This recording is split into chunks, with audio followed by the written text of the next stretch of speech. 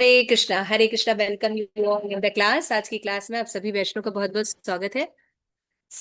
आज कल गौर पूर्णिमा है, तो आप सभी को गौर पूर्णिमा की अभी से बहुत बहुत शुभकामनाएं। भगवान हम सबको आध्यात्मिक शक्ति और बल प्रदान करें कि जिस कार्य के लिए वो आए थे, हम सभी जो हैं उस मिशन में कृष्ण भावनामृत के प्रचार प्रसार में लगे, खुद भी पालन करें और औरों को भी प्रचार करें। ठीक है। तो आज हम पढ़ रहे हैं आत्म साक्षात्कार का विज्ञान, और है अपने राष्ट्र का निर्माण आध्यात्मिक आधार पर कीजिए। ये बहुत इंपॉर्टेंट लेसन है।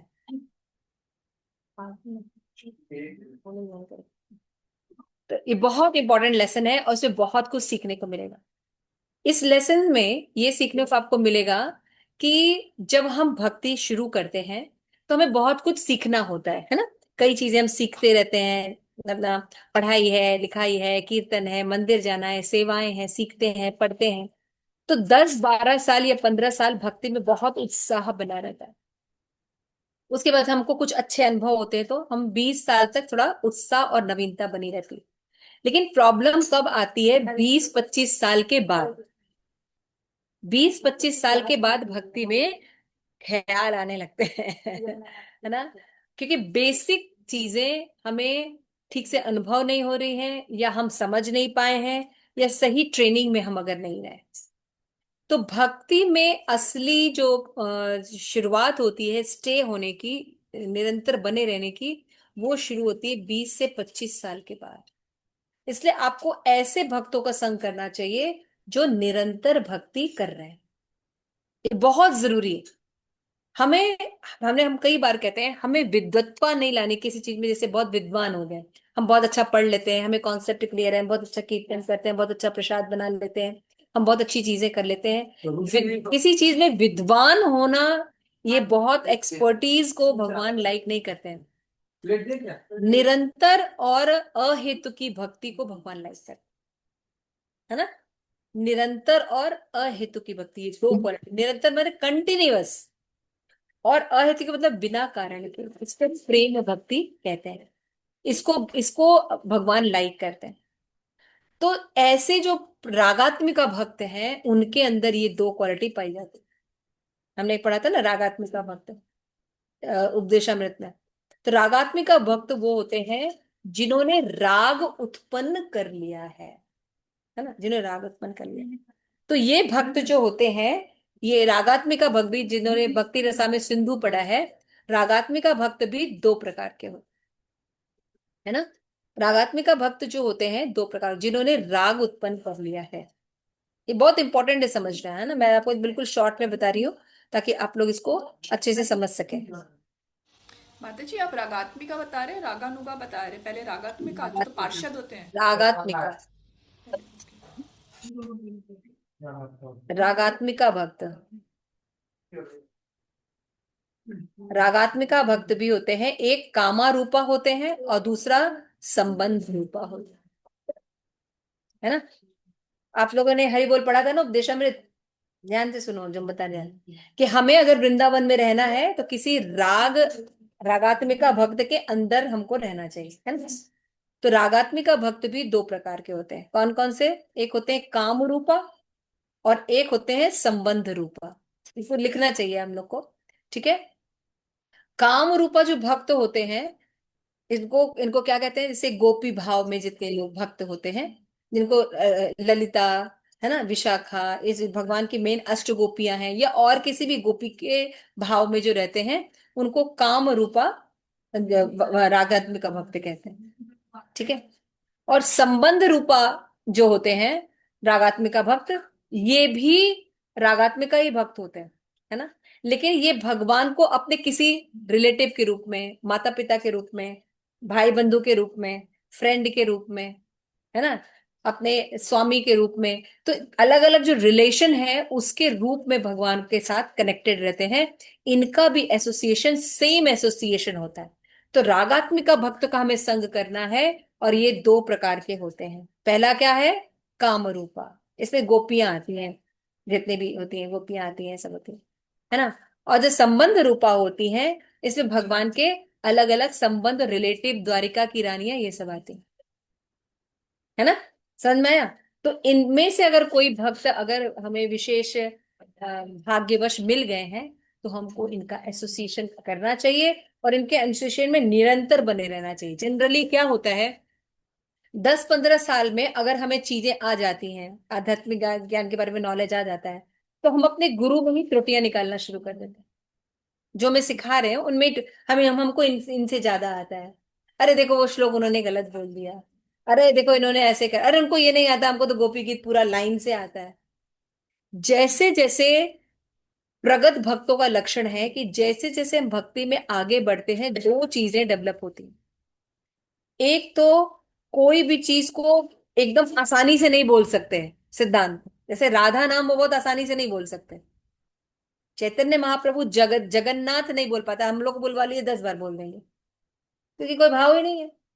लेकिन जिनके अंदर भाव रहता है, वो ज ग कह के नाथ भी नहीं बोलते हैं, और चैतन्य महाप्रभु बेहोश हो जाते।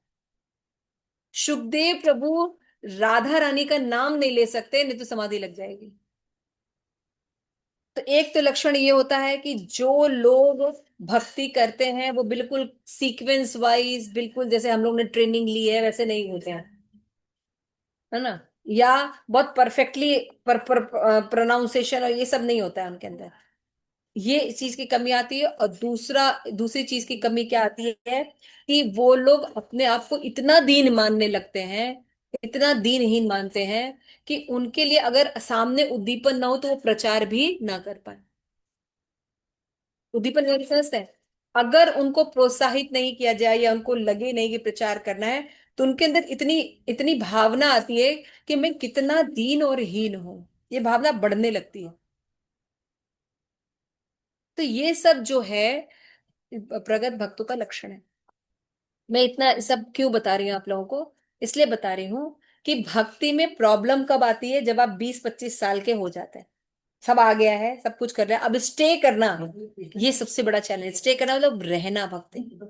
इसलिए हमारे पास जो स्टे करते हैं लोग, उनको रहना बहुत जरूरी है, उनके साथ रहना बहुत जरूरी है। इसीलिए प्रभुपाद ने हमें इस्कॉन भी दिया है और साथ में हमारे घर में भी एक मंदिर की स्थापना की है ना, ताकि हम इंडिविजुअल रूप में भी, छोटे रूप में भी, प्रतिबिंब रूप में भी, प्रैक्टिस रूप में भी हम कृष्ण कॉन्शियसनेस रहे। तो घर को ठाकुर बाड़ी बनाना है। जब हम घर को ठाकुर बाड़ी बनाकर अपना प्रयास करते हैं, तो बाहर मान लीजिए विघटन भी हो जा रहा है कि जिनसे आपने दीक्षा ली वो भी करप्टेड हो गए, जिनसे आप शिक्षा ले रहे वो भी करप्टेड हो गए। आपके मान लीजिए संघ, जिनका वैष्णव का संघ कर रहे वहां कोई ढंग के लोग नहीं है, तब भी आपका पतन नहीं होगा, है ना, तब भी आपका पतन नहीं होगा। इसलिए जो जो आचार्य लोग होते हैं, वो पूरी कला सिखा के जाते हैं कि आप खुद एक इस्कॉन बन जाइए, आप खुद एक इस्कॉन बन जाइए। जो व्यक्ति ये कला नहीं सीखता है कि कोई रहे ना रहे हमको भक्ति करनी है, हमारे घर में ये नियम होना है। क्यों? क्योंकि आपने हर चीज का रीजन सीखा है। हमें 4 नियम क्यों पालन करने हैं, हमें 16 माला जप क्यों करनी है, हमें वैष्णव को घर पे क्यों बुलाना है, हमें दान क्यों देना है, हमें श्रीमद् भागवतम क्लास क्यों सुननी है, हमें उत्सव क्यों मनाना है। अगर हमने आध्यात्मिक रूप से ठीक से समझा है, तो हम इन चीजों को अपने जीवन से निकालेंगे ही नहीं। नहीं तो फिर हम भक्त क्या करेंगे, हम भक्त अगर बने तो हम क्या करेंगे। जनरली भक्तों की शिकायत होती है, हाँ अभी तो सब ठीक है लेकिन देखिए ना, सारे भक्त, मेरे साथ ऐसा हो गया, ये घटना घट गई, या बहुत जैसे शिल प्रपात के शुरू के मिशन में बहुत से गुरुजनों का फॉल डाउन हुआ, बहुत से गुरुओं का फॉल डाउन हुआ। आप सोचिए उन शिष्यों का कैसा होगा। हम लोग एक बार एक माता जी से मिले थे, और शिल प्रपात डिसाइपल थी, और उन्होंने दीक्षा दीक्षा जो उनके जो गुरु थे, शिक्षा गुरु, उनके आठ आठ गुरु उन्होंने बदला, लेकिन इस्कॉन नहीं छोड़ा। और विदेशी माता जी, सोचिए 8 गुरु, आप सोच रहे हैं, समझने की कोशिश कीजिए। एक बार गए तो देखे करप्टर गुरु हो गए, छोड़ा उनको। फिर दूसरे बार करप्टर गुरु, कितना आध्यात्मिक आघात लगता है। क्योंकि जब हम आध्यात्मिक रूप से किसी से जुड़ते हैं, तो हम बहुत बहुत ज्यादा कनेक्टेड रहते हैं, और जब उससे हास होता है तो आदमी तुरंत विचलित होकर छोड़ देता है। लेकिन अब वो भी हिंदू नहीं थी माता जी, भारतीय संस्कृति की नहीं थी, विदेश में थी माता जी। 8 बार उन्होंने गुरु छोड़ा, लेकिन प्रभुपाद नहीं छोड़े, क्योंकि वो प्रभुपाद की बुक्स पढ़ती थी। प्रभुपाद की बुक्स का ये था कि उन्होंने फिर से सही, उनको सही गुरु मिल गए, उसके बाद वो कंटिन्यू कर गए। कहने का मतलब क्या है, अपने अंदर एक कंस्ट्रक्शन क्रिएट करना, ये शिल प्रभुपाद का फर्स्ट मिशन था। कि अगर कृष्ण भावना भावित हम हो रहे हैं, तो सबसे फर्स्ट मिशन शिल प्रभुपाद का ये है, हम अपनी कॉन्शियसनेस को कृष्ण भावना भावित बनाएं। अपना घर, अपना शरीर, हम इसको कृष्ण का भावना भान बनाएं। फिर परिवार के जितने सदस्य हमें से सहमत है, वो भी रहे, जो जितना है। उसके बाद अगर आपको लगता है तो समाज के भी आपके लोग, आपके रिले, अब बढ़ता जाएगा दायरा, रिलेटिव, फिर देश, फिर राष्ट्र, ये बनता जाएगा। तो जिससे जितना मिल रहा है उतना ले लेंगे, लेकिन अपनी भक्ति हम फर्स्ट क्लास करेंगे। ऐसे भक्त का विघटन कभी नहीं होता है।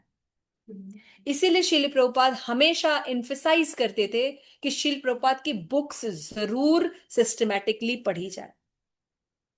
जो लोगों ने भी शिल प्रभुपाद की बुक्स पढ़ के अपनी भक्ति को स्टैब्लिश किए हैं, वो लोग का पतन जल्दी नहीं होता, जल्दी नहीं होता। कई बार आप लोगों ने सुना होगा कि जब हम भक्तों का संग करते हैं, तो वो हमको अपनी कृपा देते हैं। तो आप लोगों से मैं पूछना चाहती हूँ कि कृपा अगर देते हैं, अगर कृपा देते हैं कोई भी गुरुजन, तो उसका मतलब क्या होता है?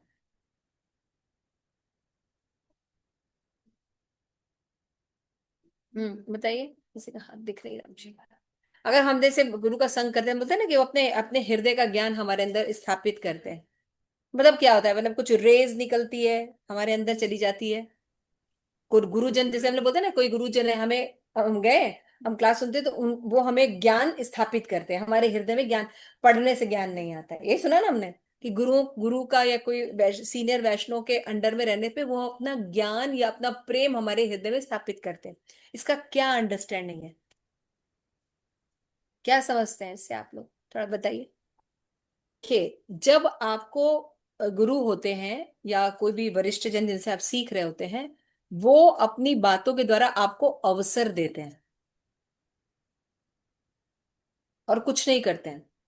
जैसे आपने पढ़ा, भगवत गीता पढ़ी, तो भगवत गीता पढ़ के आपको पता चला कि ये परिस्थिति थी, अर्जुन, हम बिल्कुल डिप्रेशन में आ गए, लेकिन भगवान ने क्या कहा, ये नहीं ये कहा, है ना, ऐसे नहीं ऐसे कहा, कि भक्ति, भक्ति के ऊपर कुछ नहीं है, भक्ति के ऊपर धर्म भी नहीं है। भगवान यही समझा रहे हैं अर्जुन, कि धर्म जो है, अगर आप उसको भक्ति के ऊपर कर रहे हैं, तो फिर वो प्रॉब्लम करेगी, इसीलिए डिप्रेशन।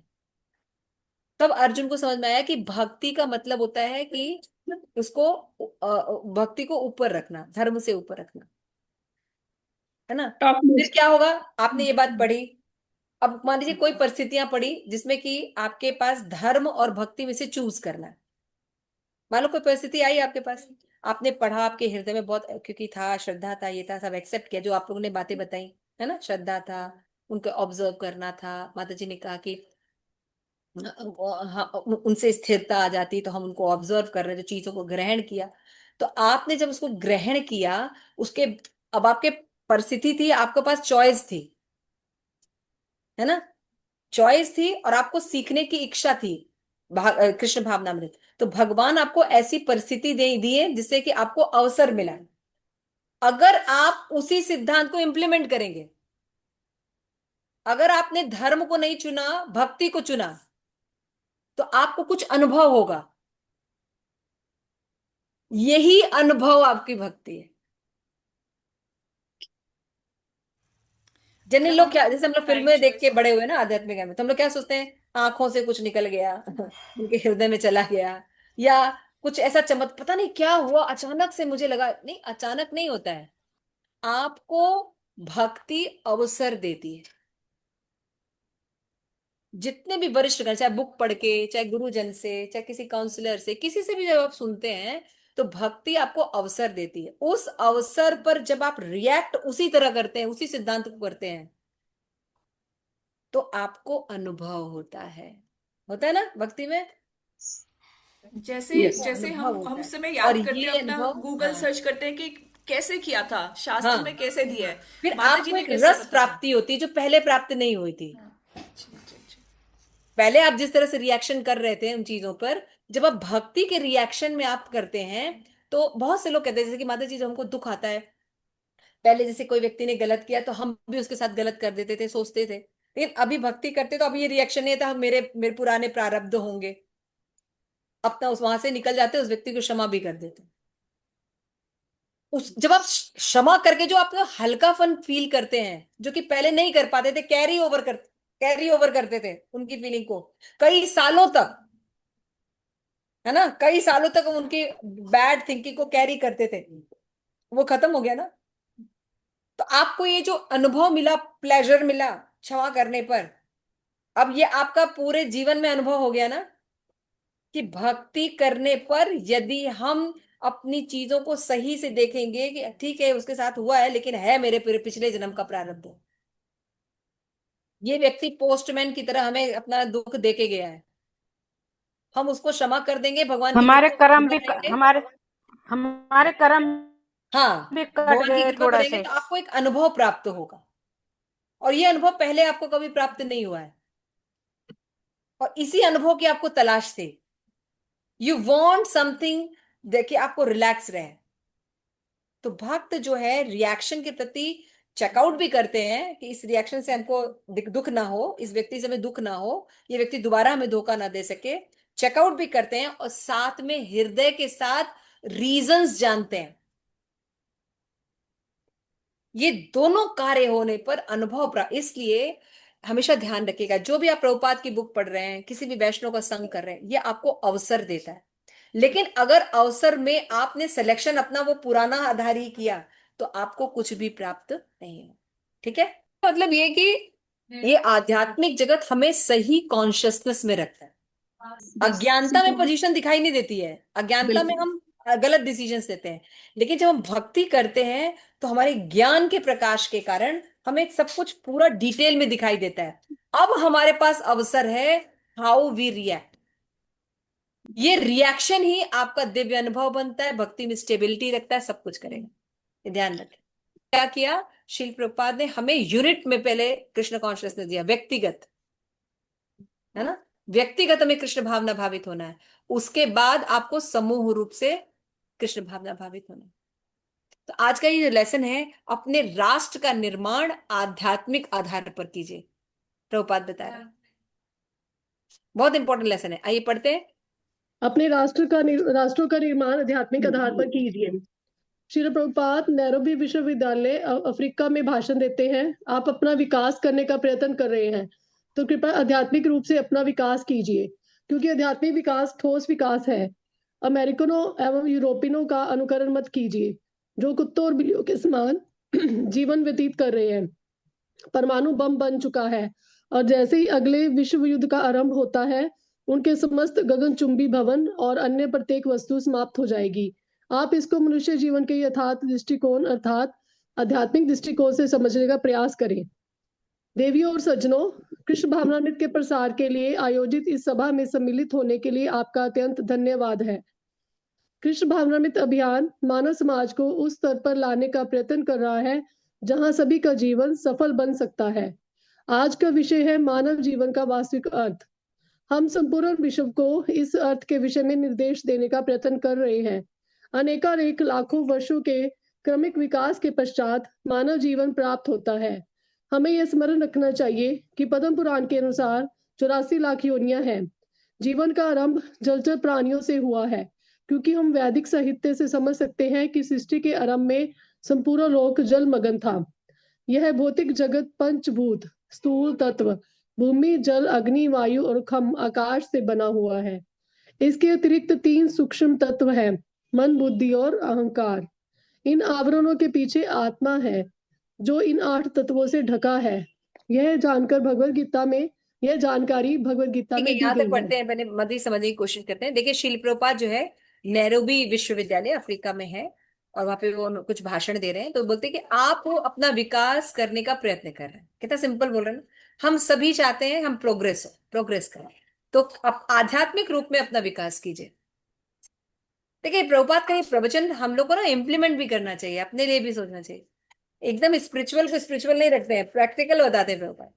तो अगर किसी नॉर्मल जगह आप प्रचार कर रहे हैं जहाँ पे कृष्ण कॉन्शियस नहीं है, तो आप ऐसे एवरीबडी वांट प्रोग्रेस, आप सभी अपना विकास करना चाहते हैं। अगर आपको अपना सच्चा विकास करना है तो आपको अपना स्पिरिचुअल विकास करना हो। क्यों? क्योंकि स्पिरिचुअल विकास अभी बताएंगे प्रभुपाद, क्योंकि आध्यात्मिक विकास ठोस विकास है। This is very important. हम सब शाश्वत चाहते हैं, शाश्वत सुख चाहते हैं, शाश्वत सब कुछ चाहते हैं। प्रभुपाद करें, जब हम आध्यात्मिक विकास करते हैं, हमारे जीवन में टेंशन क्यों है? था, अभी नहीं है। कोई चीज थी और अभी नहीं है। व्यक्ति है, लोग हैं, पैसा है, रुपया है, मकान है, घर है, रिलेशनशिप है, कुछ भी था, है नहीं। ये भी टेंशन है, आगे रहेगा नहीं, हाँ, इसके लिए भी और टेंशन। दूसरा है अभी, आगे रहेगा नहीं। ठीक है ना, ये भी टेंशन है। तो अभी हमें ये समझना होगा कि ये प्रॉब्लम है, लेकिन आध्यात्मिक जगत में हमें क्या मिलता है जो हम चाहते हैं? शाश्वतता। तो ये शाश्वत वर्ड नहीं समझ में आएगा लोगों को जो नॉन इस्कॉनिक है, इसलिए प्रभुपाद क्या लिख रहे हैं पे, ठोस विकास होगा आपका। अमेरिकियों एवं यूरोपियों का अनुकरण मत कीजिए जो कुत्ते और बिल्ली के समान जीवन व्यतीत कर रहे हैं। देखो कितना बड़ा स्टेटमेंट दे रहे हैं प्रभुपाद। परमाणु बम पूर्व से वर्तमान है, और जैसे ही अगले विश्व युद्ध का आरंभ होता है, उसमें समस्त गगनचुंबी भवन और प्रत्येक वस्तु समाप्त हो जाती है। आप इसको मनुष्य जीवन में यथार्थ दृष्टिकोण तथा आध्यात्मिक दृष्टिकोण समझने का प्रयास कीजिए। क्या करें? आप लोग, प्रभुपाद अभी परपोर्ट में, एक परपोर्ट कल मैं पढ़ रही थी प्रभुपाद का, उसमें प्रभुपाद देते हैं कि हम अपना विकास करते हैं, सोचते हैं गगनचुंबी इमारतें हो गई, फ्लैट हो गया, घर हो गया, गाड़ी हो गया, मोटर गाड़ी हो गई, गहने हो गए, और हम विकासशील हो गए। हम क्या सोचते हैं? हम विकसित हो गए, हम सुखी हो गए। हो गए क्या? कोई नहीं हुआ है, ना होगा। इसलिए प्रभुपाद यहाँ पे मेंशन कर रहे हैं, हमें अगर अपना आध्यात्मिक विकास करेंगे तो हमारा ठोस विकास होगा। क्या है? आप बहुत से एग्जाम्पल दे सकते हैं। जिनका जिनका आध्यात्मिक विकास है, उनका बाहरी कोई भी विकास में प्रॉब्लम है, उससे उनको कोई डिप्रेशन नहीं हो। शरीर रूप में विकलांग है, पता नहीं। शरीर रूप में अगर कोई शारीरिक रूप से अगर कोई त्रुटियां हैं या कुछ है, या आध्या उनका पैसे से कोई दिक्कत हो गई है, या रिलेशनशिप में कोई दिक्कत हो गई है, मृत्यु हो गई, एनी एनी प्रॉब्लम, आधि दैविक, आधि भौतिक, आधि आध्यात्मिक, कोई भी प्रॉब्लम का उन्होंने सामना किया है, जिनका आध्यात्मिक विकास हुआ है, आप देखेंगे वो आराम से सरवाइव कर रहे हैं।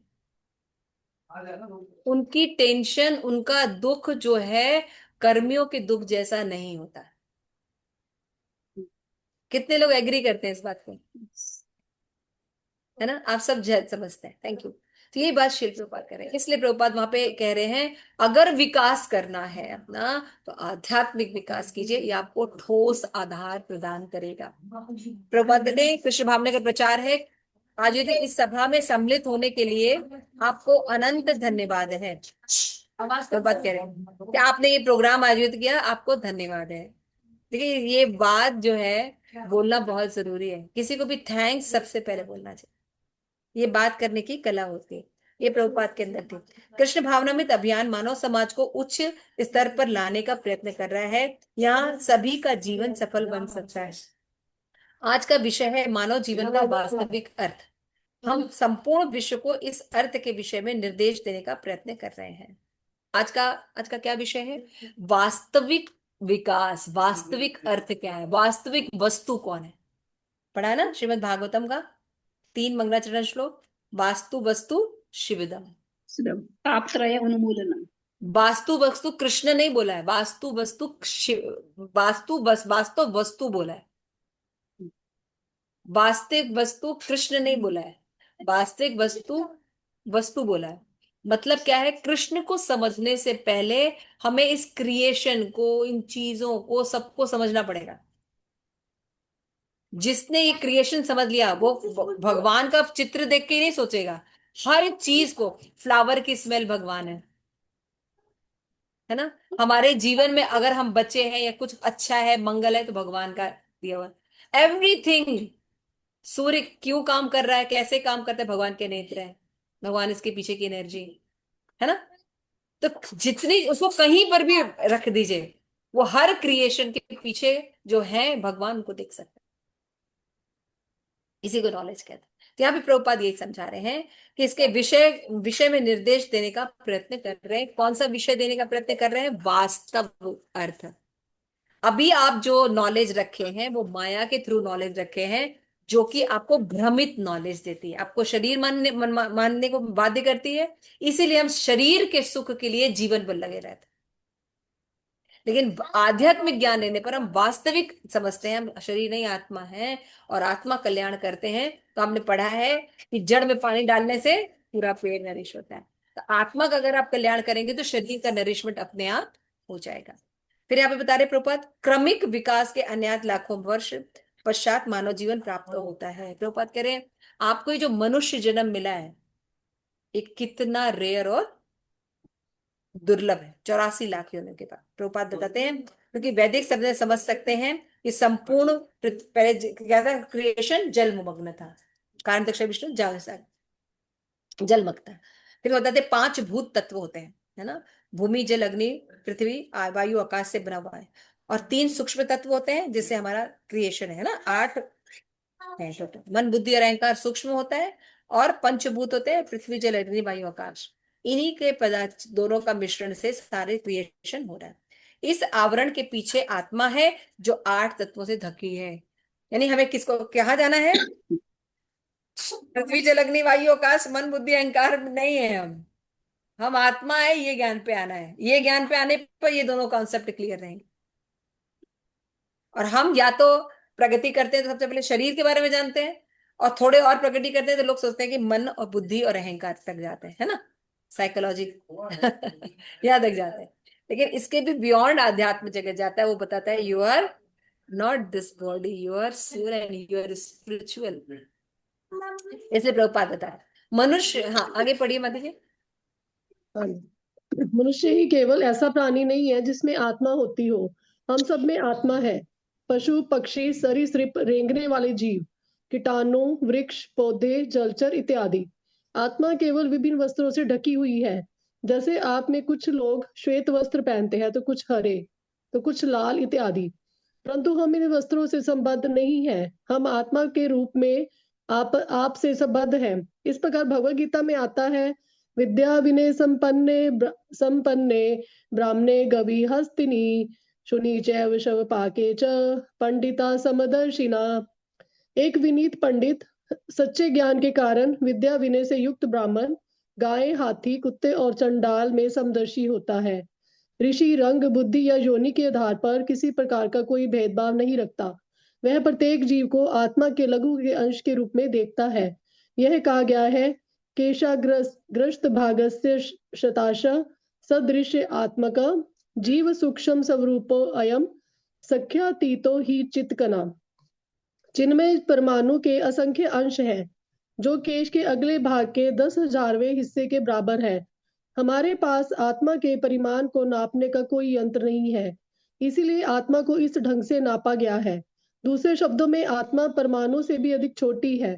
वह लघु अंश आप में है, मुझ में है, हाथी में है, विशालकाय पशुओं में है, सभी मनुष्यों में है, चींटी में है, वृक्ष में है, सभी के अंदर है। किंतु वैज्ञानिक ज्ञान आत्मा के माप का अंदाजा नहीं लगा सकता, ना ही चिकित्सक डॉक्टर शरीर के भीतर आत्मा के स्थान का पता लगा सकता है। फलस्वरूप भौतिक वैज्ञानिक निष्कर्ष निकाल लेते हैं कि आत्मा नाम की कोई वस्तु ही नहीं है। परंतु यह तथ्य नहीं है, आत्मा है।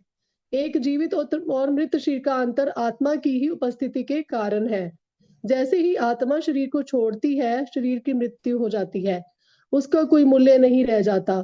कोई कितना ही महान वैज्ञानिक या दार्शनिक क्यों ना हो, उसे यह अवश्य स्वीकार करना पड़ेगा कि जैसे ही आत्मा शरीर को छोड़ती है, शरीर की मृत्यु हो जाती है, तब उसका कोई मूल्य नहीं रहता और उसे फेंक देना पड़ता है। हमें उस तथ्य को समझने का प्रयत्न करना चाहिए। आत्मा का मूल्य है, शरीर का नहीं। इस तथ्य को कि आत्मा का देहांतर हो रहा है भगवद गीता में समझाया गया है। वासांसी जीनानि यथा विहाय नवानि गृहाति नरोपराणि तथा शरीराणि विहाय जिनान्य नया सयाति नवानि देहि। जो जिस प्रकार मनुष्य पुराने वस्त्रों को त्याग कर नए वस्त्र धारण करता है, उसी प्रकार आत्मा पुराने जीर्ण शरीरों को त्याग कर नूतन देह ग्रहण करती है। जब एक सूट पुराना हो जाता है तो हम उसे त्याग देते हैं और दूसरा सूट ग्रहण कर लेते हैं। उसी प्रकार इच्छा के अनुसार आत्मा वस्त्र परिवर्तन कर रही है, क्योंकि आत्मा भगवान का अंश है, अतः उसमें भी दैवी गुण है। भगवान परम इच्छा, परम शक्ति, परम स्वाधीन है और उनका विभिन्न अंश होने के कारण हमें ये गुण सब गुण अत्यधिक लघु मात्रा में है। हमें इच्छा, विचार, अनुभव इत्यादि करने की शक्ति है। वेदों में आता है कि भगवान सभी चेतन प्राणियों के बीच परम चेतना बल प्राणी है। चेतनश्च चेतना नाम, भगवान ही सभी जीवों की आवश्यकताओं को पूर्ण कर रहे हैं। हम असंख्य जीव हैं, हमारी संख्या की कोई सीमा नहीं है, किंतु भगवान एक है, वे भी हमारे समान ही रह रहे हैं, परंतु हम उस परम चेतन शक्ति के एक सूक्ष्म अंश है। उदाहरण के लिए सोने का एक अंश भी गुण की दृष्टि से सोने की खान के समान है। यदि हम जल की एक बूंद पाए जाने वाले तत्वों का रासायनिक विश्लेषण करें तो हमें ज्ञात होगा कि उस बूंद में भी वे सभी तत्व हैं जो विशाल सागर में पाए जाते हैं। उसी प्रकार हम भगवान के अंश होने के कारण उनसे अभिन्न है। यह ईश्वरीय अंश अर्थात आत्मा, जीवन शक्ति विभिन्न योनियों के देहांतरित हो रही है। जलचर से वृक्षों और पौधों में, फिर कीटाणु के जीवन में, फिर सरीसृप रेंगने वाले जीव के जीवन में, तत्पश्चात पक्षियों और पशुओं के शरीरों में। डार्विन का क्रमिक विकास का सिद्धांत आत्मा के देहांतर की एक आंशिक व्याख्या है। डार्विन के ने वैदिक साहित्य से यह जानकारी तो ले ली, परंतु उसमें आत्मा के बारे में कोई कल्पना नहीं है। अंतर यह है कि आत्मा एक योनि से दूसरी योनि में देहांतर हो रही है। जलचर जीवन से वृक्ष में, फिर कीटाणु जीवन में, फिर पक्षी जीवन में, फिर पशु जीवन में, फिर मानव जीवन में, और मानव जीवन के भीतर आत्मा असभ्य जीवन से सभ्य जीवन में आती है इत्यादि। मनुष्यों का सभ्य जीवन क्रमिक विकास की समाप्ति का प्रतिनिधित्व करता है। यह एक संधि स्थान है। यहाँ से या तो हम क्रमिक विकास के चक्र में पुनः नीचे जा सकते हैं, या हम अपने को दैवी जीवन तक ऊपर उठा सकते हैं। इसका चुनाव हम पर निर्भर करता है। इसे भगवत गीता में दर्शाया गया है। थैंक यू माता इस जी। आज हम लोग यहीं पर पढ़ेंगे, इसको समझिए, बहुत सुंदर। अभी जो माता जी ने पढ़ा उसमें देखिए एक बात लिखी है लास्ट पैराग्राफ में, थोड़ा लास्ट 2-3 लाइन में बता रहे हैं कि हम ये क्रमिक विकास का सिद्धांत आत्मा के देहांतरण की एक आंशिक व्याख्या है ना। तो क्या है ये, जब हम भक्ति करते तो आत्मा असभ्य जीवन से सभ्य जीवन की दिशा में जाती है ना। हमारी आत्मा कहाँ से जाती है, असभ्य जीवन जो जी रहे हैं उससे सभ्य जीवन की ओर हम जाते हैं। ये है आध्यात्मिक विकास। तो यहाँ पे शिल प्रभुपाद आगे बताते हैं कि पहले तो आप, हाँ, प्रभुपाद ये बता रहे हैं वहां पे कि आध्यात्मिक विकास जो है वो होना चाहिए, वो ठोस विकास होता है। क्यों होता है, क्योंकि जो मनुष्य जीवन मिला है, पहले इसकी रियलिटी या दुर्लभता समझिए। मनुष्य जीवन इतनी आसानी से नहीं मिलता है ना गोलोकेश्वरी, मनुष्य जीवन इतनी आसानी से मिलता है? नो माता जी।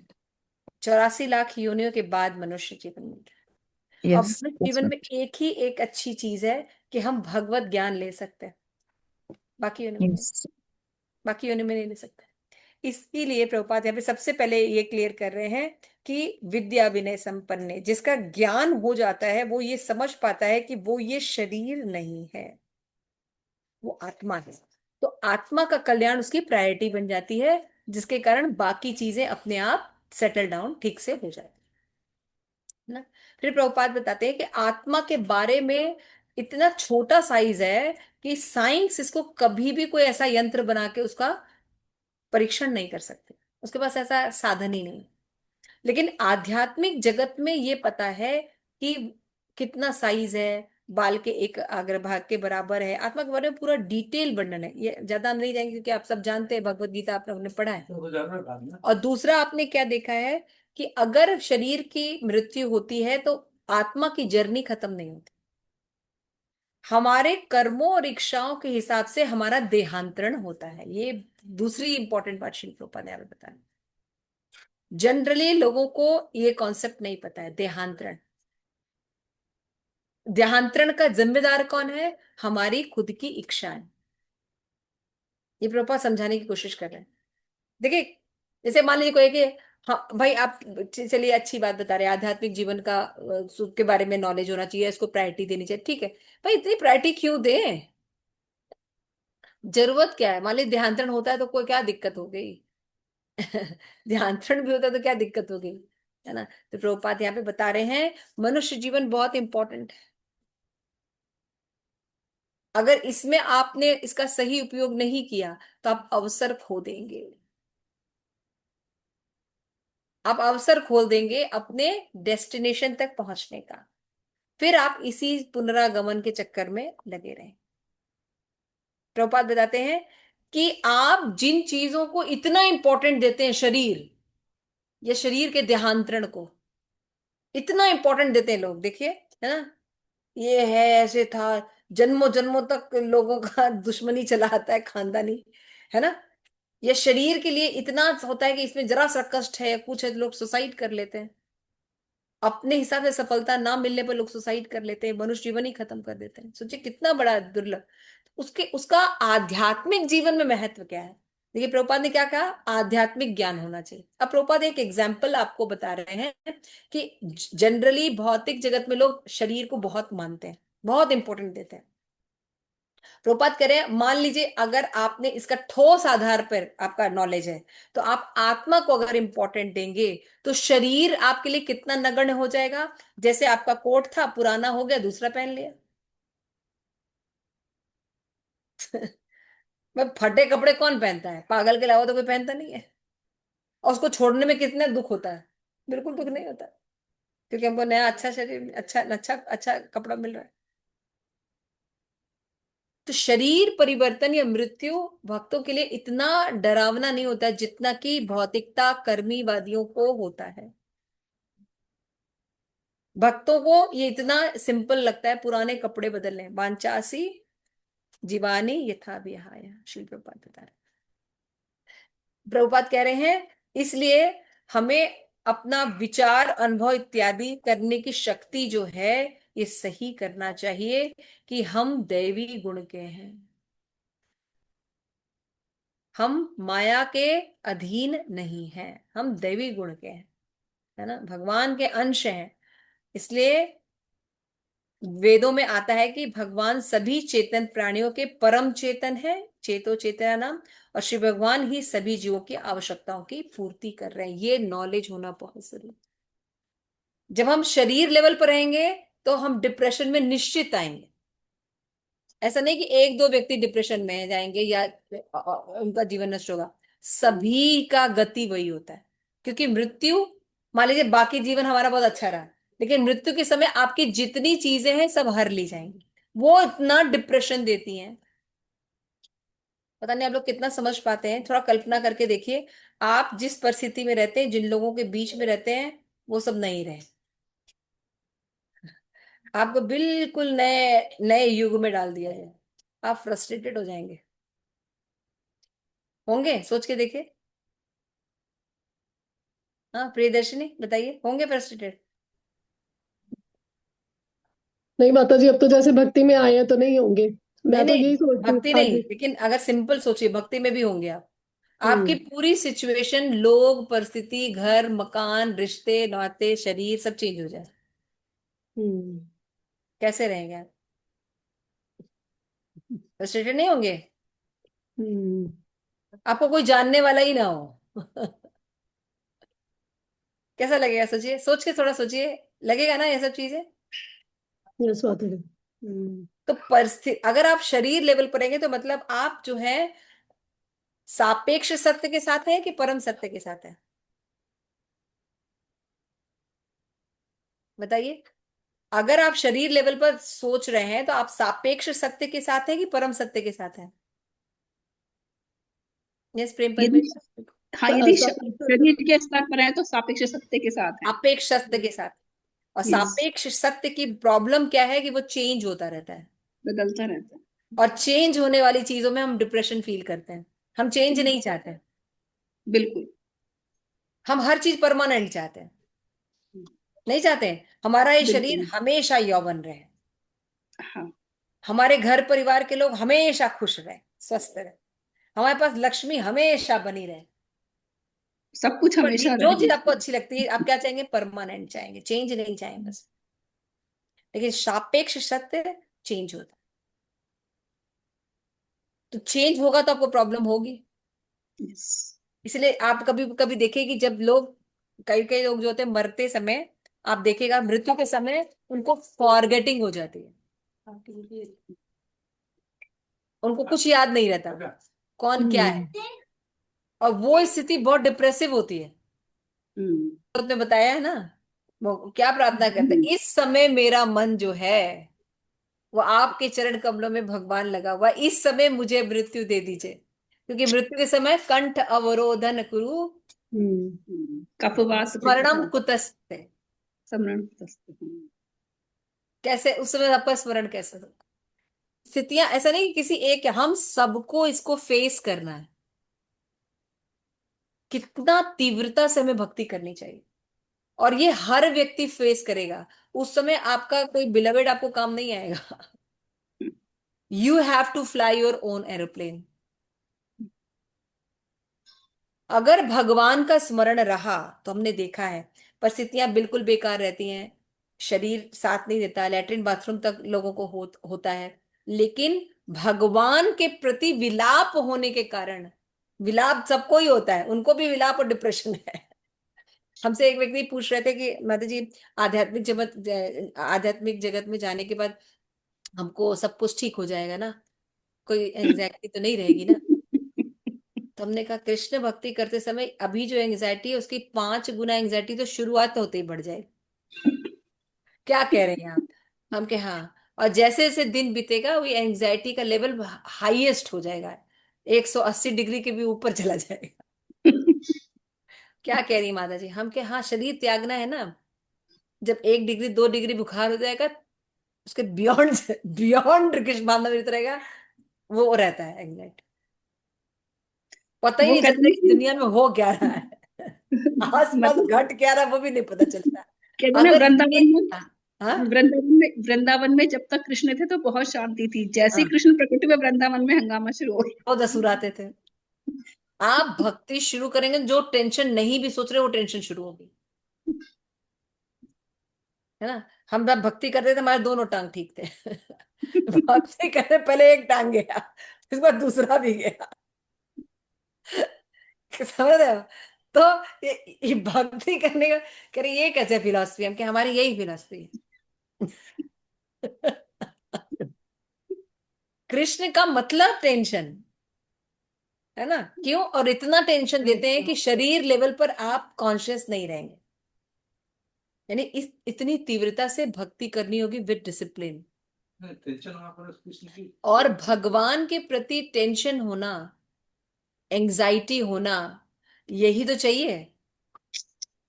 या तो भौतिक जगत की एंजाइटी रहेगी, या तो आध्यात्मिक जगत की एंजाइटी रहेगी। ये वाली एंजाइटी आपको जन्म मृत्यु के चक्र में फंसाती जाएगी, और भगवान की एंजाइटी आपको भगवत धाम ले जाने वाली है। दोनों एंजाइटी रहेगी, और दोनों की तीव्रता रहेगी, और आध्यात्मिक एंजाइटी ज्यादा होती है। ये सब बिल्कुल प्रैक्टिकल नॉलेज लेके चलिए, भ्रम में मत रहिए। ऐसा कोई भ्रम, फियरलेस होना हाँ है, फियरलेस, हाँ हेल्दी फियर रखना है। हाँ, फियरलेस नहीं होना है। राजेश्वरी माता जी कह रही है फियरलेस नहीं होना है, हेल्दी फियर रखना है। क्लास दिया था हमने प्रहलाद महाराज, हेल्दी फियर होना चाहिए। तो ये सब आप लोग भ्रम मत देखिए, भक्ति में आएंगे मेरा सब सुख, सुख संपत्ति, कल महाराज कहते हैं ना, सुख संपत्ति घर आवे, कष्ट कष्ट मिटे तन का। ये नहीं है हमारा भजन। हमारी आरती कौन गाते हैं? शिव जया जय गौरा चांदे, आरती का शोभा, है ना? ब्रह्मा, ब्रह्मा आरती गाते हैं और शिव आदि रलिश करते हैं। और रलिश का क्या स्टेज होता है, शिव जी का क्या हालत है? उनको लोग तमोगुणी समझते हैं। तो एकदम भ्रम में मत रहिए, ये सब ठीक हो शुक्र जाएगा। है कुछ स्वामी। ठीक नहीं होगा, इससे ज्यादा एंजाइटी होगी। आपको नहीं चूज करना है अवसर। कहते आपको शिव जी को अवसर दिया देखो, जाएगा। शिव जी को देखो ना, कोई घर ना बाहर, खाली पेड़ के नीचे रहते। शिवदेव गोस्वामी को देखो, वो भी ऐसे हम, घूमते। हमारे जितने आचार्य सबसे गरीब हैं, वही। है ना? और शिव जी के पास सबसे अमीर हैं। इसलिए जब समझना होगा, तो आज हम यहाँ तक पढ़ेंगे। इट इज अ वंडरफुल ना, अच्छा लगा आप लोगों को? यस कितना कुछ माता जी। सीखने को मिल रहा है ना। तो प्रभुपाद कह रहे हैं आप अगर अपने राष्ट्र का निर्माण कीजिए तो उसको आध्यात्मिक कीजिए। इसलिए मैंने जब शुरू किया तो मैंने कहा क्यों अपने आप को कृष्ण कॉन्शियसनेस यूनिट में करना बहुत ठीक है, क्योंकि आपको अपनी एरोप्लेन खुद उड़ानी है। इसलिए खूब पढ़िए, खूब चैंटिंग कीजिए। ये अवसर है और सिर्फ इसी कलयुग में मिल रहा है, नेक्स्ट कलयुग में भी ये अवसर नहीं है कि चैतन्य हम लोग को हर चीज महा मिला है। महावदान्याय, महामंत्र, महाउत्सव, महाप्रसाद। प्रभु जी प्रसाद खा रहे थे, कह रहे महाप्रसाद। हमें कोई चीज एंग्जाइटी लेवल कम नहीं मिला है, हमें एंग्जाइटी लेवल बहुत मिला है। प्रसाद के लिए लड़ाइयां हो जाती है। प्रसाद के लिए दुश्मनी हो जाए और महाप्रसाद छूट गया। महाप्रसाद नहीं मिला, हाँ, लड़ाई हो गई। महाप्रसाद नहीं मिला। यहाँ का वो प्रसाद बहुत अच्छा बनता है, लोग कहाँ कहाँ से ट्रेवल करके जाके वहां पे महाप्रसाद लेते हैं। जगन्नाथपुरी जाते। एंग्जाइटी होनी चाहिए, हमारी ये एंग्जाइटी बहुत जरूरी है क्योंकि हमारा हर चीज महा है। ठीक है ना? तो इसलिए इस मूवमेंट को एंजॉय कीजिए, इस एंजाइटी को एंजॉय कीजिए। जब आपको जीवन में एंजाइटी नहीं है तो समझिए कृपा नहीं हो रही है भगवान की। एंजाइटी मीन्स कृपा हो रही है, आप पे काम चल रहा है। आप सोच रहे हैं यही विधि से आप सुखी होंगे, भगवान वो बिल्कुल ऑपोजिट सिचुएशन रहेगी। और आप एक सिचुएशन नहीं, आदि दैविक, आदि भौतिक, आदि आत्मिक, तीनों एक साथ रहेगा। तीनों एक साथ तो पूरे पूरे उसमें हो सकता है कि कर्मी लोगों के जीवन में एक ही हो, लेकिन आपके पास तीनों तीनों दो और वो भी में मिले। फुल उसमें पूरी कोई तरह भ्रम से। मत रखिए। माता जी हरे कृष्णा, थोड़ा एंजाइटी को और समझ विस्तार रही पूर्वक हैं? बताइए, समझ थोड़ा रही विस्तार हैं? पूर्वक बताइए, एंजाइटी को थोड़ा और विस्तार पूर्वक बताइए, तब और रोंगटे खड़े होंगे। हाँ माता जी क्या बोल रहे हैं? मैं कह रही एंजाइटी हूँ, को ज्यादा बताओ। हाँ तभी रोंगटे खड़े होंगे, तभी हम थोड़ा तभी आगे कुछ रोंगटे करेंगे, खड़े नहीं होने तो वाले नहीं। हैं। बिल्कुल सही बोला बादल। एंग्जाइटी होगी नहीं तो ये पागलपन कहाँ से आएगा कि हम केस ना करें। भोगते रहेंगे, मेरे हाँ प्रारब्ध है। कौन पागल होगा इस जगत का, ये कहेगा कि हमें हमें कोई कष्ट ना। डिप्रेशन में भी रहेगा और औरों को भी डिप्रेशन में रखेगा। माता जी की यात्रा आके माला नहीं बनाएगा, मंदिर में फिर चढ़ के आएंगी, माला बनाएंगी, राजभोग सेवा करेंगी, 56 भगवान बनाएंगी। और भागवतम क्लास भी सुनेंगी। भक्ति वेदांत माता जी ने कंप्लीट कर रही है, नवा कैंटो कंप्लीट। कंप्लीट। हरि बोल बोलिए माता जी। हरि हरि बोल। बोल। आप लोग अभी भक्ति वेदांत नहीं, भक्ति वैभव में भी होंगे। माता जी माता वेदांत जी क्या कर माता रही जी है? बताइए ना, एंजाइटी को थोड़ा और विस्तार बताइए अरे माता जी। एंजाइटी का मतलब कहता है भक्ति के जितने काम होते होते उसके लिए इतना परेशान रहना। मेरी माला नहीं हुई, अच्छा। मेरा ये नहीं हुआ, मेरा ये नहीं हुआ, मैं यहाँ पे नहीं गई, मैं फेस्टिवल है, या आप जैसे बैठी हुई है वहां पे ना ऑस्ट्रेलिया, तो एंजाइटी हो रही होगी ना, कल कितना सुंदर अभिषेक हुआ, महाराज ने कितना सुंदर कीर्तन किया, मैं नहीं थी। हाँ ये एंजाइटी होनी वो चाहिए ना। हाँ वो तो है ना। नहीं तो ऑस्ट्रेलिया में यही एंजाइटी रहेगी, मेरी बहू ने ऐसा कहा, मेरी बहू ने ये नहीं गहने माता दिए, मेरा मेरा बेटा माता ये ऐसा कहा, यही माता जी एंजाइटी रहेगी। माता जी वो तो छोड़ दिया। नहीं नहीं, हम जनरली बोल रहे हैं, हम ऐसे एग्जाम्पल दे रहे हैं, ये भी भक्ति क्योंकि में आपकी नहीं होती एंजाइटी यहाँ है ना। हाँ नहीं तो अभी आप यही कहती हैं ऑस्ट्रेलिया में उसने ऐसा किया, वो एयरपोर्ट नहीं लेने आया, उसने ऐसे कर दिया, उसका ऐसा था, छोटे वाले ने ऐसा किया, बड़े, यही होती है एंजाइटी। तो स्पिरिचुअल एंजाइटी ये है कि हम यहाँ पे देखो कितना अच्छा कीर्तन हुआ, महाराज होते, हम भी होते, कितना अच्छा, तो सेवा कृपा सब प्राप्त हुई होती। माता जी मेरी आवाज ठीक आ रही है अभी? यस अभी ठीक है। मैं ये कह रही हूँ कि सभी के बैग आए, 6 लोगों के, मेरा नहीं आया। मतलब मेरे हाँ बैग में कुछ भी नहीं था। मतलब मेरे लिए बहुत कुछ था।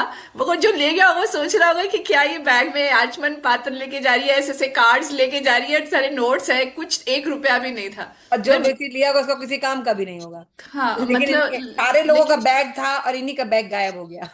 और अभी अभी जब मैं दोबारा गई ना माता जी, सबसे लास्ट में मेरा बैग आया। मैंने कहा इस बारी फिर रख लेंगे, पता नहीं क्या करना चाह रहे हैं। सबसे लास्ट में मेरा बैग आता है, तो मुझे लगता है आप रख लो, कोई बात नहीं। इसमें 2 साड़ी रखी है, मैं कुछ लेकर ही नहीं जाती हूँ, अपने जो भी सामान अपने साथ ही हाँ, रखती हूँ। ऐसे ही करना पड़ता है। तो इस तरीके से एंजाइटी लेवल हमारा भौतिक जगत से ज्यादा होना चाहिए आध्यात्मिक जगत में, तो वो हमें भगवत धाम लेके जाएगा। तो इसलिए आप प्रभुपाद ने भी करे अपने राष्ट्र का निर्माण आध्यात्मिक कीजिए, ठोस आधार है। ठीक है, वो निरपेक्ष सत्य रहेगा ना, वो शाश्वत निर्विकल्प, सत्य होगा। शाश्वत। Thank you. हरे कृष्णा। श्रील प्रभुपाद की जय।